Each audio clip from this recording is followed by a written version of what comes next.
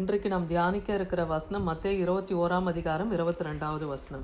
மேலும் நீங்கள் விசுவாசம் உள்ளவர்களாய் ஜெபத்திலே எவைகளை கேட்பீர்களோ அவைகளை எல்லாம் பெறுவீர்கள் என்றார். இங்கே ஆண்டவராகிய இயேசு கிறிஸ்து தன் சீஷர்களோடு பேசும்போது இது சொல்றாரு, நீங்கள் விசுவாசம் உள்ளவர்களாய் ஜெபத்திலே எவைகளை கேட்பீர்களோ அது எல்லாவற்றையும் நீங்கள் பெற்றுக்கொள்ளுவீங்கன்னு சொல்றார்.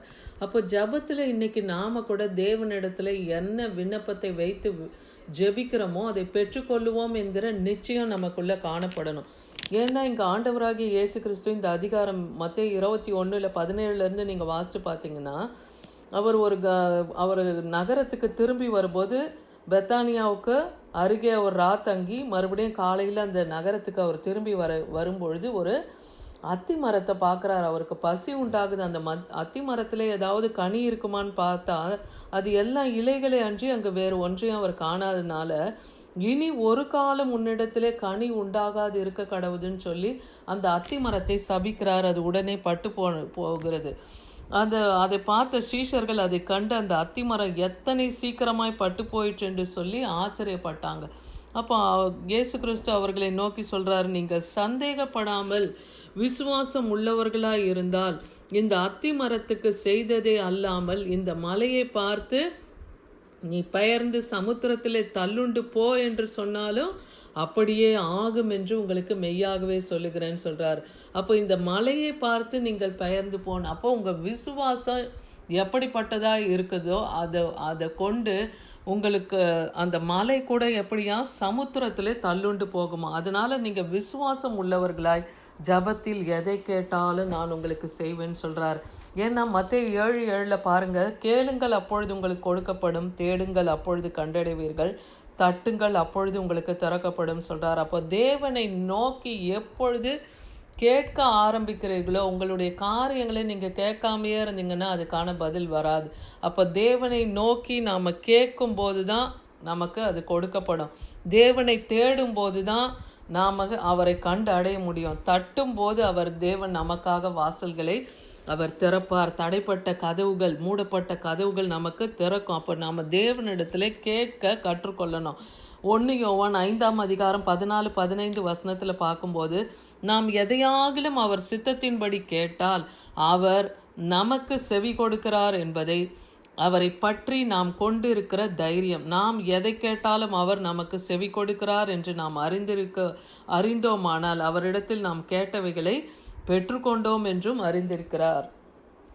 அப்போ நம்ம எதை தேவனிடத்தில் கேட்டாலும் அவருடைய சித்தத்தின்படி கேட்க கற்றுக்கணும். ஏசப்பா இது உமக்கு சித்தமானால் எங்களுக்கு செய்யுங்க, இதை சித்தமானால் எங்களுக்கு கொடுங்க, இதை சித்தமானால் எங்களுக்கு நிறைவேற்றுங்க. அப்போ தேவ சித்தத்தை நாம் கேட்டு நம்ம ஜெபிக்கும் போது கர்த்தர் நமக்கு அதை நிச்சயமாய் தருவார் என்கிற தைரியம் நமக்குள்ளே வரணும்.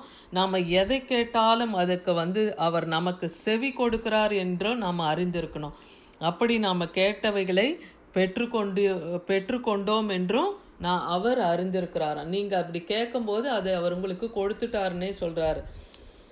அதே போல் மார்க் 11:24 பார்த்தீங்கன்னா, ஆதலால் நீங்கள் ஜபம் பண்ணும்போது எவைகளை கேட்டுக்கொள்ளுவோம் என்று விசுவாசிங்கள், அப்பொழுது அவைகள் உங்களுக்கு உண்டாகும் என்று சொல்லுகிறேன். ஜபத்திலே நாம் விசுவாசத்தோடு எதை கேட்கிறோமோ அதை தேவன் நமக்கு நிச்சயமாய் தருவார். ஏன்னா இதில் விசுவாசம்தான் கிரியை செய்து. அப்போ தேவனிடத்தில் எந்த ஒரு காரியத்தில் கிரியைகள் நடைபெற்றாதான் அந்த காரியம் நடந்தேறும் இல்லையா. அப்போ விசுவாசம் என்னும் அந்த கிரியை நம்ம வாழ்க்கையில் ஜபத்தில் நாம் காண்பிக்கணும். அதை தேவன் கொடுத்து விட்டார் என்று நாம் விசுவாசத்தை அறிக்கையிட்டு தேவனை ஸ்தோத்தரிக்கணும். அடுத்து நம்ம ஜபத்தில் கேட்பது கிடைக்க வேண்டுமானால் அதுக்கு நாம் என்ன பண்ணோம்னா, 1 யோவான் 3:22 அவருடைய கற்பனைகளை நாம் கை கொண்டு அவருக்கு முன்பாக பிரியமானவைகளை செய்கிறபடியினால் நாம் வேண்டிக் கொள்ளுகிறது எதுவோ அதை அவராலே பெற்றுக்கொள்ளுகிறோம்.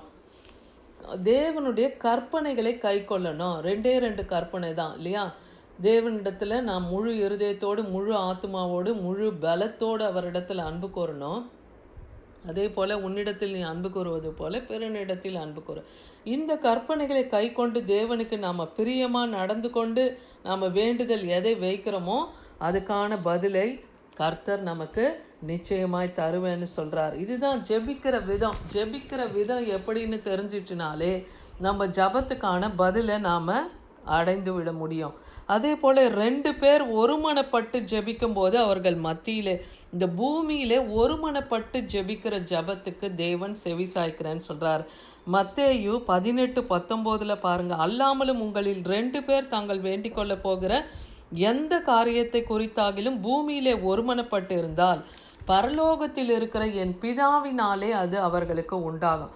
அப்போ எந்த ஒரு நன்மையான ஈவும் எங்கேருந்து தான் வருது? ஜோதிகளின் பிதாவினிடத்திலேருந்து வருது. அப்போ நம்ம 2 பேர் 3 பேர் ஒன்று கூடி அவருடைய நாமத்திலே, இயேசு கிறிஸ்துவின் நாமத்திலே நாம் கேட்கும்போது பிதா நமக்கு அதை உண்டாகும்படியாக அருளை செய்கிறார்.